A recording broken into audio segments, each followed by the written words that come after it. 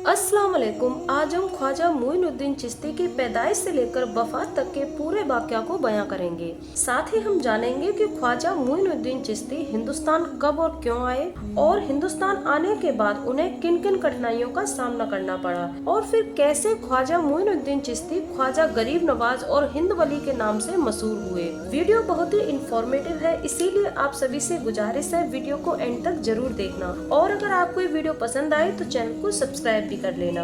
तो चलिए वीडियो को शुरू करते हैं। हजरत ख्वाजा मोइनुद्दीन चिश्ती का जन्म 1141 ईस्वी में फारस, जो आज ईरान के नाम से जाना जाता है, के सिस्तान क्षेत्र के चिश्त नामक स्थान पर हुआ था। उनका परिवार दीनदार और रूहानी था। उनके पिता गयासुद्दीन और उनकी माँ बीबी सैयदा दोनों नेक और रहम दिल थे। ख्वाजा मोइनुद्दीन चिश्ती ने अपने शुरुआती वर्षों में कुरान, हदीस और इस्लामी तालीम का गहन अध्ययन किया। आप अपने शुरुआती जीवन में काफी दीनदार और गहरी सोच वाले थे। जब ख्वाजा मोइनुद्दीन चिश्ती 15 साल के हो गए तब उनकी मुलाकात उस्ताद ख्वाजा उस्मान हारूनी से हुई। उस्ताद ख्वाजा उस्मान हारूनी की पनाह में रहते हुए उन्होंने सूफी रियाजत के विभिन्न पहलुओं को सीखा। अपने उस्ताद के हुक्म पर ख्वाजा मोइनुद्दीन चिश्ती ने इस्लामी तालीम और सूफीवाद के प्रचार के लिए हिंदुस्तान आने का फैसला लिया। 1191 ईस्वी में ख्वाजा मोइनुद्दीन चिश्ती हिंदुस्तान आए। जिस वक्त हजरत ख्वाजा मोइनुद्दीन चिश्ती हिंदुस्तान आए उस वक्त हिंदुस्तान में मुस्लिम शासन धीरे धीरे फैल रहा था और कई क्षेत्रों में सामाजिक और धार्मिक अशांति थी। ख्वाजा मोइनुद्दीन चिश्ती पहले लाहौर आए, लाहौर से दिल्ली और दिल्ली से अजमेर। उस वक्त अजमेर हिंदू शासक पृथ्वीराज चौहान का क्षेत्र था। जब ख्वाजा मोइनुद्दीन चिश्ती अजमेर पहुँचे तो लंबे सफर की थकान के कारण अपने मुरीदों के साथ एक तालाब के पास कयाम किया। इस तालाब को आना सागर के नाम से जाना जाता था। जब नमाज का वक्त हुआ तो हजरत ख्वाजा मोइनुद्दीन चिश्ती ने हजरत बख्तियार काकी को अजान देने का हुक्म दिया। हजरत बख्तियार काकी ने जैसे ही अजान दी तो वहाँ के स्थानीय हिंदुओं में हलचल सी मच गई, क्योंकि वो अजान के अल्फाज और तौहीद के पैगाम को पहली बार सुन रहे थे। लोग अपने घरों से निकले और अजान की आवाज के पीछे पीछे आना सागर तक पहुंच गए। अजान पूरी होने के बाद हजरत ख्वाजा मोइनुद्दीन चिश्ती और उनके मुरीदों ने आना सागर के पानी से वुजू किया। जब उन लोगों ने ख्वाजा मोइनुद्दीन चिश्ती और उनके मुरीदों को आना सागर के पानी से वुजू करते देखा तो वो दौड़ कर गए और वहाँ के ब्राह्मणों को बुलाकर लाए। आना सागर वहाँ के हिंदुओं के लिए एक पवित्र तालाब था। उनका मानना था कि आना सागर में स्नान करके सारे पाप धुल जाते हैं, इसीलिए वो आना सागर को पूजते थे और हर रात लगभग 3 मन तेल आना सागर में दिए जलाने के लिए खर्च कर देते थे। उस वक्त आना सागर वहाँ के हिंदुओं के लिए इतना खास था कि हर एक हिंदू को उसमें स्नान करने की इजाजत नहीं थी। केवल आला तबके के ब्राह्मण हिंदू ही आना सागर में स्नान करते थे। इसीलिए जब उन्होंने हजरत ख्वाजा मोइनुद्दीन चिश्ती को आना सागर के पानी से वुजू करते देखा तो वो आग बबूला हो गए और कहने लगे कि ए फकीर, तुम कौन हो और यहाँ क्यों आए हो और ये अजीब तरह की आवाजें लगाकर यहाँ खुले मैदान में किसका ध्यान कर रहे हो, जबकि भगवान तो मंदिर में होते हैं और तुम्हारी हिम्मत कैसे हुई हमारे पवित्र तालाब के पानी से हाथ मुंह धुलने की। हजरत ख्वाजा मोइनुद्दीन चिश्ती अभी नमाज में मशगूल थे तो वो ब्राह्मण ये कहकर वहाँ से चले गए कि शाम होने से पहले तुम हमारे पवित्र तालाब के पास से चले जाना, वरना तुम सजा के पात्र होंगे। नमाज अदा करने के बाद हजरत ख्वाजा मोइनुद्दीन चिश्ती ने रात को वहीं रुकने का फैसला किया। जब रात हुई तो पृथ्वीराज चौहान के सिपाही अपने ऊंटों के साथ उसी जगह पहुँचे जहाँ ख्वाजा मोइनुद्दीन चिश्ती आराम फरमा रहे थे। एक सिपाही ने कहा, ए फकीर बाबा, तुम यहाँ आराम क्यों कर रहे हो? क्या तुम्हें नहीं पता कि यहाँ हर रात महाराज के ऊंट आराम फरमाते हैं? आप हजरत ख्वाजा मोइनुद्दीन चिश्ती ने फरमाया, हम अनजान हैं और काफी लंबा सफर तय करके आए हैं। हमें नहीं पता था कि यहाँ तुम्हारे महाराज के ऊंट आराम करते हैं। आज रात तुम अपने ऊँटों को किसी दूसरी जगह बांध दो, सुबह होते ही हम यहाँ से चले जाएंगे। इस पर एक सिपाही गुस्से से बोला कि ए फकीर, तुम्हारी इतनी हिम्मत कि तुम महाराज के ऊँटों को कहीं और बांधने के लिए बोलो, फौरन यहाँ से निकलो, क्योंकि महाराज के ऊँट यहीं आराम करेंगे। हजरत ख्वाजा मोइनुद्दीन चिश्ती ने अपने मुरीदों से कहा कि चलो अब ये ऊँट यहीं बैठेंगे।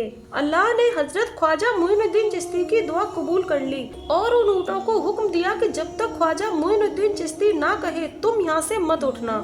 सुबह होने के बाद पृथ्वीराज चौहान के सिपाही ऊँटों को चारगाहों में ले जाने के लिए उठाने लगे। लेकिन ऊंट टस से मस न हुए। वो लोग परेशान होने लगे कि देखने में तो सभी ऊंट स्वस्थ लग रहे हैं, फिर उठ क्यों नहीं रहे। तभी एक सिपाही ने कहा, जब रात हमने उस फकीर बाबा को यहाँ से जाने के लिए कहा था तो उसने बोला था कि ऊंट यहीं बैठेंगे। कहीं ये उस फकीर बाबा की बद्दुआ का असर तो नहीं है, क्योंकि हमने उनके साथ बहुत बदसलूकी की थी। सिपाही फौरन पृथ्वीराज चौहान के पास पहुँचे और कहा, महाराज हमारे ऊंट रात को जिस जगह आराम फरमाते हैं अब वहाँ से उठ नहीं रहे। पृथ्वीराज ने पूछा, क्या वो बीमार है? तो सिपाहियों ने कहा, नहीं। इसके बाद उन्होंने रात का सारा वाक्य पृथ्वीराज को बताया। राजा पृथ्वीराज ने अपने सिपाहियों को हुक्म दिया कि फौरन उस फकीर बाबा को दरबार में लेके आओ। सिपाही गए और हजरत ख्वाजा मुइनुद्दीन चिश्ती को दरबार में लेके आए। पृथ्वीराज ने कहा, ए फकीर बाबा, तुमने हमारे ऊँटों पर क्या जादू किया है कि वो वहाँ से उठ नहीं रहे? ऐसे तो वो भूख प्यास से मर जाएंगे। आप ख्वाजा मुइनुद्दीन चिश्ती ने फरमाया, मैं मुसलमान हूँ और मुसलमान जादू नहीं करते और ना जादू को मानते हैं। तुम्हारे ऊँटों को उसने बिठाया है जो इस पूरी कायनात का मालिक है। मैं बस उस अल्लाह से तुम्हारे हक में दुआ कर सकता हूँ। पृथ्वीराज ने अपने सिपाहियों द्वारा की गई बदसलूकी की माफी मांगी और आपको दुआ करने के लिए कहा। हजरत ख्वाजा मुइनुद्दीन चिश्ती ने अल्लाह से दुआ की कि या अल्लाह उन ऊँटों को उनकी जगह से उठने की तौफीक अता फरमा। ऊँट फौरन उठकर खड़े हो गए और चारगाहों की ओर चल पड़े। हजरत ख्वाजा मुइनुद्दीन चिश्ती की इस करामात को देखकर वहाँ मौजूद सभी लोग हक्के बक्के रह गए और धीरे धीरे ये बात पूरे अजमेर में फैल गई। लोग ख्वाजा मुइनुद्दीन चिश्ती के पास अपनी परेशानियों को लेकर आने लगे।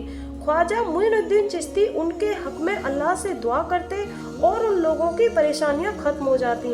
अभी ख्वाजा मुइनुद्दीन चिश्ती आना सागर के पास ही रुके हुए थे। जब लोग बड़ी तादाद में ख्वाजा मुइनुद्दीन चिश्ती के पास आने लगे तो वहाँ के ब्राह्मण चिंतित होने लगे।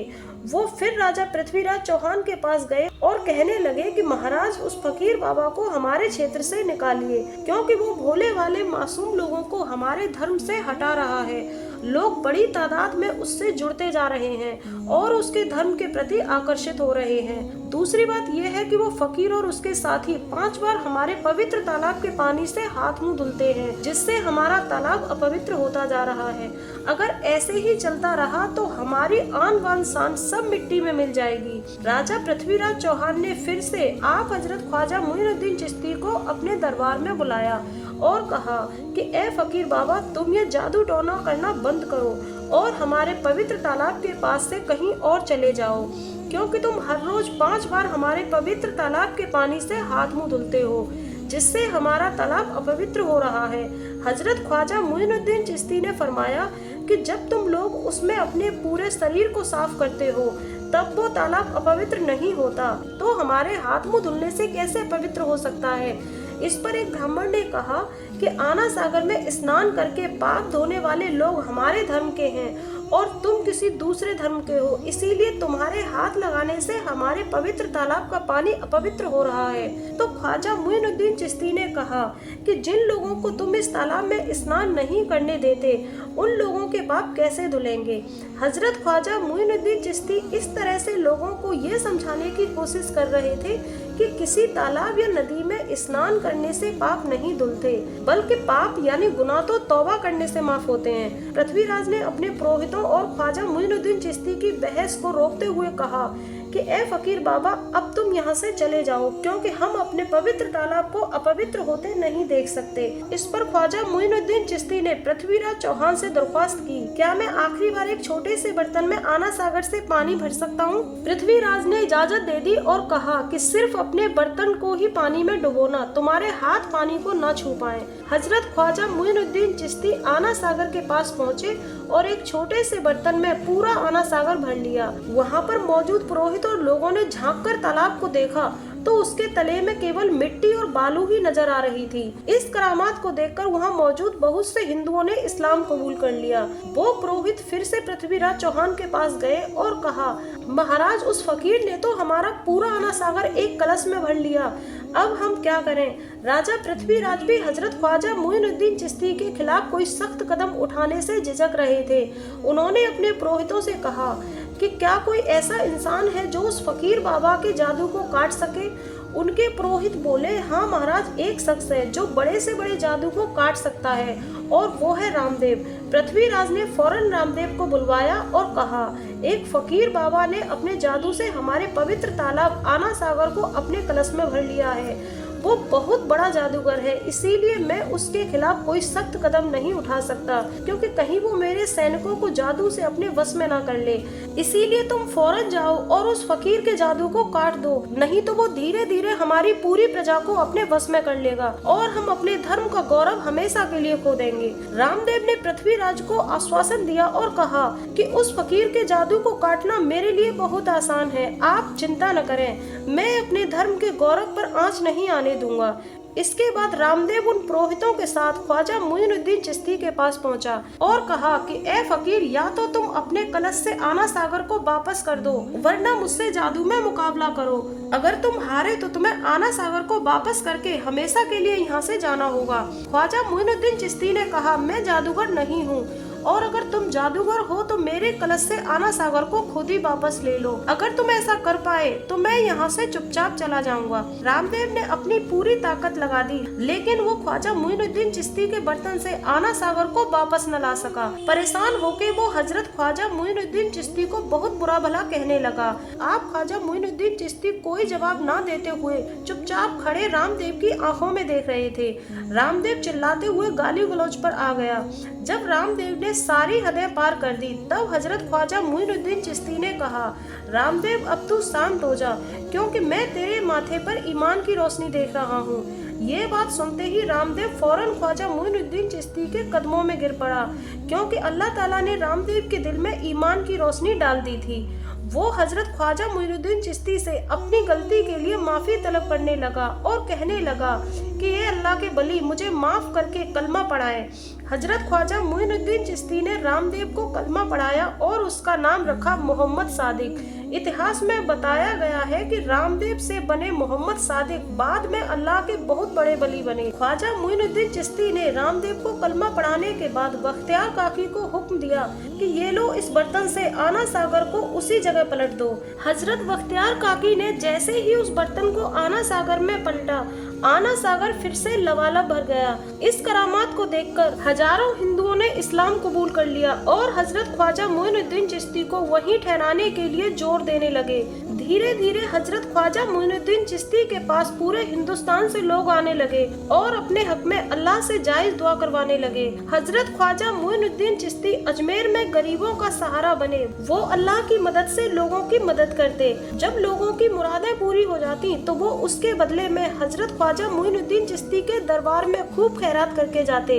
हजरत ख्वाजा मुइनुद्दीन चिश्ती उस पैसे से लंगर बनवाते और गरीब लोगों को 2 वक्त का पेट भर के खाना मुहैया कराते। हजरत ख्वाजा मुइनुद्दीन चिश्ती गरीबों का सहारा बने तो लोग उन्हें ख्वाजा गरीब नवाज के नाम से पुकारने लगे। साथ ही उनकी करामातों के जलवे की वजह से उन्हें हिंद का बली कहने लगे।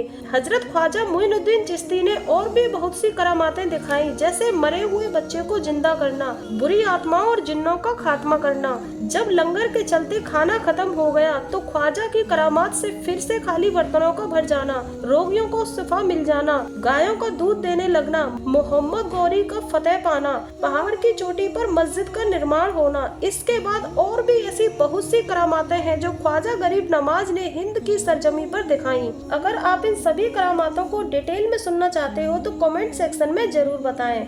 1236 ईस्वी में हजरत ख्वाजा मुइनुद्दीन चिश्ती ने अजमेर शरीफ में वफात पाई। उनकी दरगाह अजमेर शरीफ दरगाह हिंदुस्तान के सबसे मुकद्दस मुकामात में से एक मानी जाती है। हर साल उनकी बरसी पर उर्स का आयोजन होता है, जिसमें हर धर्म के लाखों लोग शिरकत करते हैं। तो ये था ख्वाजा गरीब नवाज का पूरा वाकया। आपको ये वाकया कैसा लगा हमें कमेंट सेक्शन में जरूर बताएं, और अगर आपको वीडियो पसंद आया हो तो इसे लाइक और शेयर करना ना भूलें। अल्लाह हाफिज।